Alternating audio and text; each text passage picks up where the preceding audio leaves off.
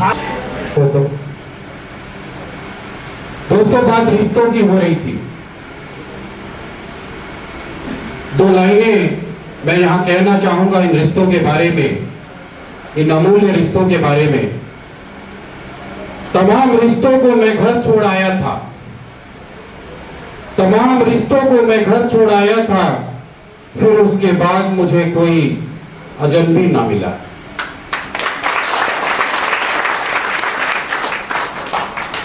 मैं अकेला चला था मित्रों,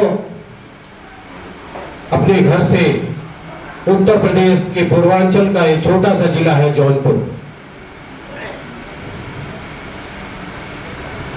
शिक्षा से मैकेनिकल इंजीनियर, पेशे से फौजी। देश के लिए एक बड़ा सपना देखता था। तमाम व्यवसायिक उपलब्धियां हासिल हुई।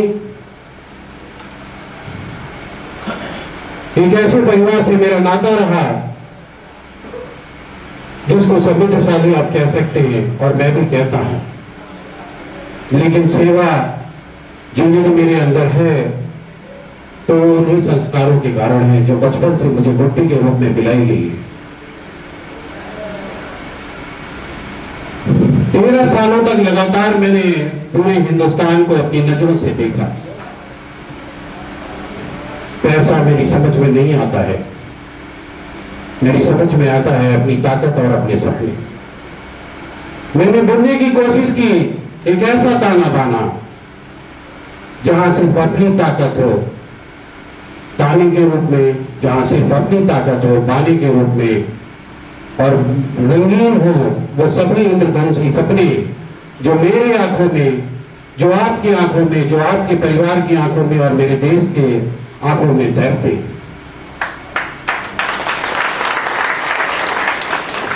एक ऐसा सुखद सौंदर्य भरा हमारा अपना देश जो सिर्फ और सिर्फ विकास की तरफ, विकास की मंजिलों की तरफ आगे चले, जहां पर कोई रुकावट न हो, जहां पर कोई सीमाएं न हो, जहां पर कोई बंधन न हो, जाति पाति न हो, रंग भेद न हो, ऊंच नीच न हो, अमीर गरीब भी न हो। इस गरीब सबसे अजीब सी बात समझ में आती है मित्रों कि इसका निर्माण क्यों हुआ। यह विडंबना है हमारे देश की कि हम दिशाहीनों को गरीब कहते हैं। हमारी सरकारें उनको बीपीएल के रूप में नापती हैं। मैं विरोध नहीं कर रहा हूं, राजनीतिक व्यक्ति नहीं हूं अपनी सरकार का, लेकिन एक सोच जिसे हम बदलना चाहते हैं। अरे जब पावर नापा ही नहीं आपने तो बिलो पॉवर्टी लाइन कैसे होगी, मेरी समझ में नहीं आता। ये यही पावर है जिन्होंने देश को आजाद कराया था। गांधी जी आगे चले गए, पीछे हमारा देश चला था। देश गांधी जी ने नहीं, इन्हें तथाकथित गरीब जो अब दिशाहीन हो गए एक दिशा में चले गए तो हमारा देश आजाद हुआ था। क्या कोई हीरो है ऐसा जो उसे दिशा दे सके? क्या कोई ऐसा है जो हमें हमारे सपनों को वापस कर सके? क्या कोई ऐसा रंग है जो पीढ़ी दर पीढ़ी हमारी आंखों में पलते उन सपनों को एक नई दिशा दे सके? हाँ, है वो शख्स जिसके विचारों पे आपके कैमुना की नोट रखी गई है। इनका नाम है एपीजे अब्दुल कलाम साहब। उनके सपनों को धरातल पे कैसे लाया जाए? रात और दिन जब आंखें थक जाती हैं तो बंद हो जाता है, आंखें बंद हो जाती हैं, लेकिन मस्तिष्क चलता रहता है, मेरा, मेरे साथियों का और आप सबका। यथार्थ के धरातल पर उतारे जाए कैसे वो सपने जिससे हम सन 2020 ही नहीं, जब हमारी प्रथम पंचवर्षीय योजना, कैमुना की प्रथम पंचवर्षीय योजना 2017 में पूरी होगी तो हम पूरे कर दें। इसी के साथ हम सोते और जागते। उन्हीं सपनों के पहला वर्ष के 4 महीने बीत चुके हैं साथियों। जान के आश्चर्य होगा कि प्रथम वर्ष की मंजिल के हमने 60% काम पूरे कर दिए हैं। आप खुद ही बता सकते हैं कि हम इसको कितनी जल्दी पूरा करेंगे।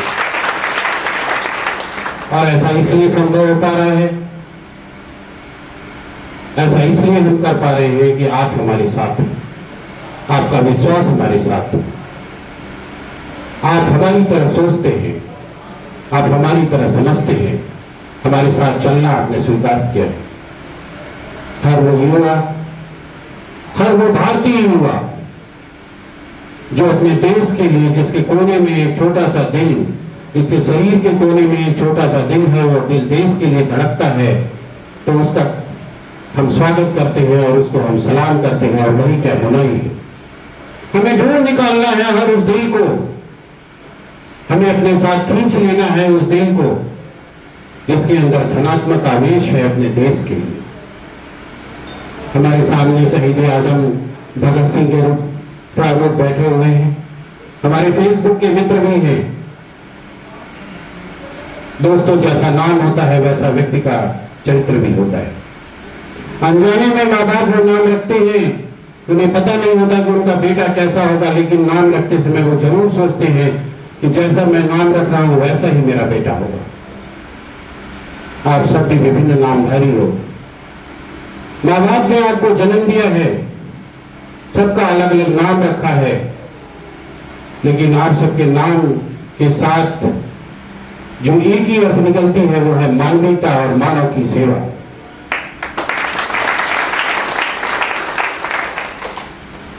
वो मानव और कोई नहीं, हमारे जैसे, आपके जैसे 2 हाथ पैर वाले व्यक्ति होते हैं।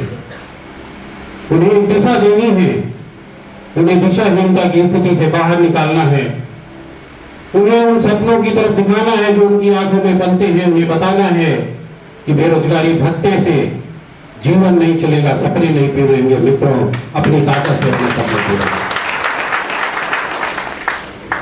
ये बोलना वही लहू का कतरा है इसको बहा के हमने देश को आजाद किया था।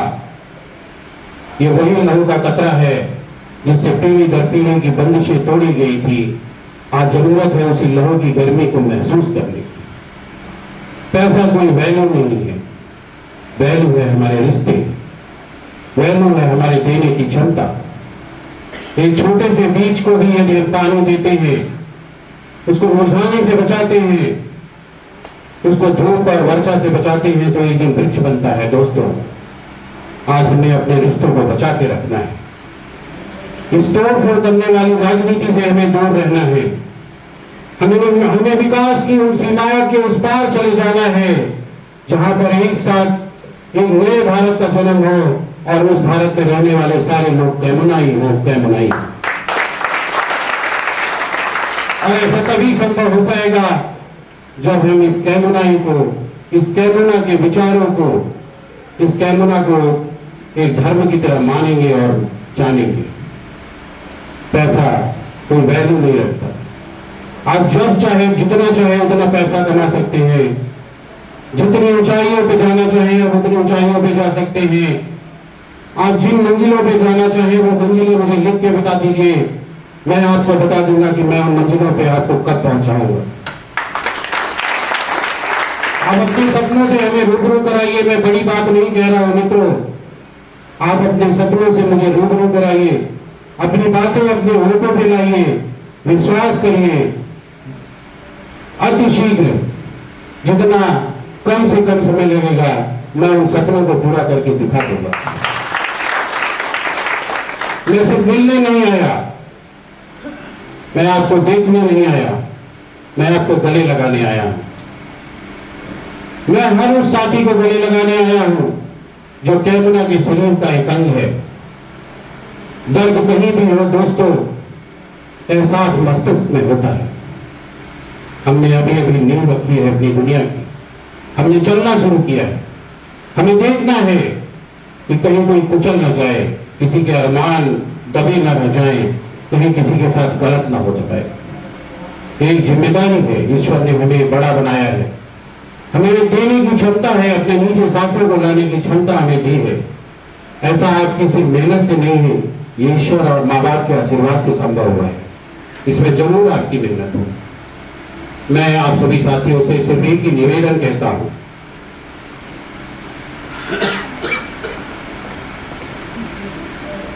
धन्यवाद सर। सिर्फ एक ही बात कहता हूं मित्रों कि आगे बढ़ने का एक ही रास्ता है, वो है देना।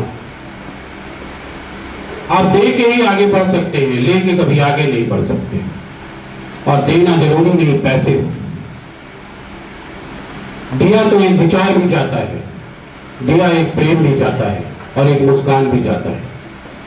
यदि आप अपने साथियों से प्रेम से मिलेंगे, उन्हें गले लगाएंगे, उनको परेशानियों में खुद आगे खड़े क्योंकि उनकी परेशानियों का सामना करने में उनकी सहायता करेंगे, मित्रों विश्वास माने ढाल की तरह उसका सीना आपकी सामने आती हुई गोली को भी रोक लेगा।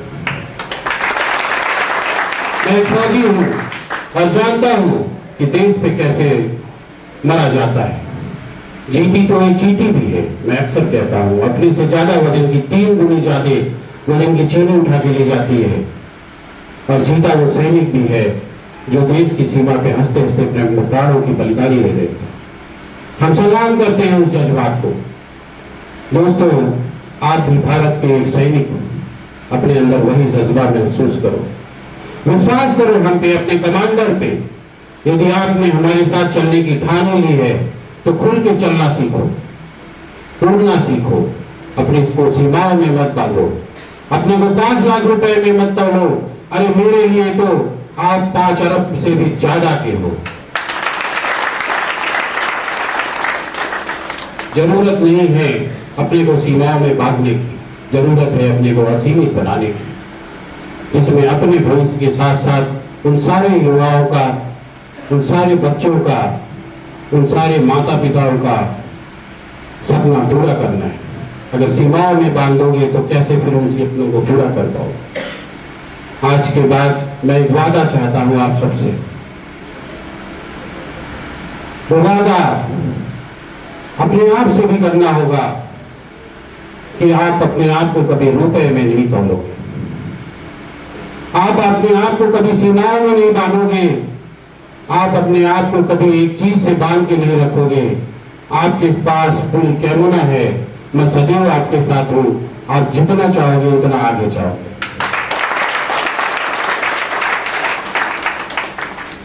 सीएमडी होने के नाते आपके कैरियर, आपके पैसों, आपके द्वारा अपने आप को जो एसोसिएट कर देने का एक ताकत है, उसका मैं पूरे जीवन भर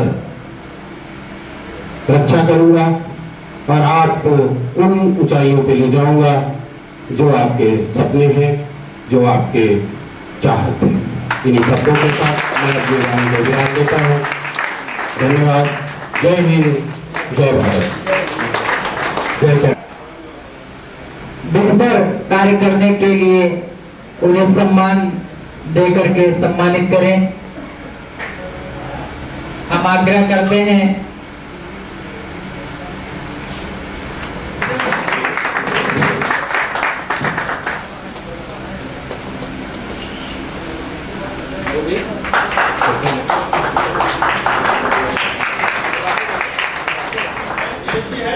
अगले इसी क्रम में श्री भूपेंद्र शर्मा जी डीओ मैगलगंज ब्रांच आए और अपना पुरस्कार ग्रहण कर आशीर्वाद लें। ताली बजाने भाई, उत्साह करें, कंजूसी ना करें। इसी क्रम में सुनीता शर्मा जी जो कि सीनियर इंस्पेक्टर है मैगलगंज ब्रांच से आए और अपना पुरस्कार ग्रहण कर सर से आशीर्वाद करेंगे। सुनीता शर्मा जी नहीं है, उनके करके उनका पुरस्कार ग्रहण कर लें। शहनाज बेगम, शहनाज जी हैं जो कि बेगम बानो पीलीभीत से यहाँ पर आए और सर से पुरस्कार ग्रहण कर, क्योंकि एक दिन आप जब पुरस्कार ले रहे होंगे तो यही तालियां आपके लिए भी बजेंगी।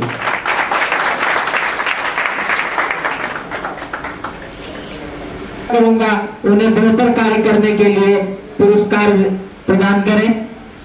रघुवीर प्रताप जी, फिर है दिनेश चंद्र जी, ब्रांच मैनेजर मथुरा। दोस्तों इन लोगों के लिए तालियां बजा दें।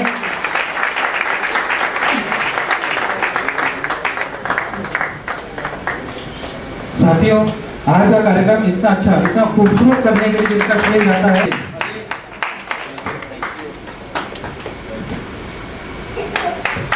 जोरदार ताली।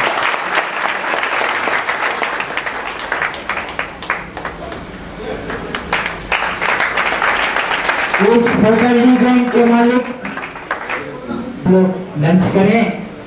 एक निवेदन है जो हमारे आरएम है, रीजनल मैनेजर, डिविजनल मैनेजर व शाखा प्रबंधक, आप सभी लोगों से निवेदन है कि थोड़ी देर अपने पेट पर काबू करें और सामने की सीट पर बैठ करके हमारे माननीय अस्थाना सर जी से मुलाकात कर एक मीटिंग करें और कुछ अनुभव प्राप्त करें, आशीर्वाद लें। थोड़ी देर का समय हमें चाहिए इसके लिए। धन्यवाद। बाकी आप सभी लोग लंच कर सकते हैं। चलिए।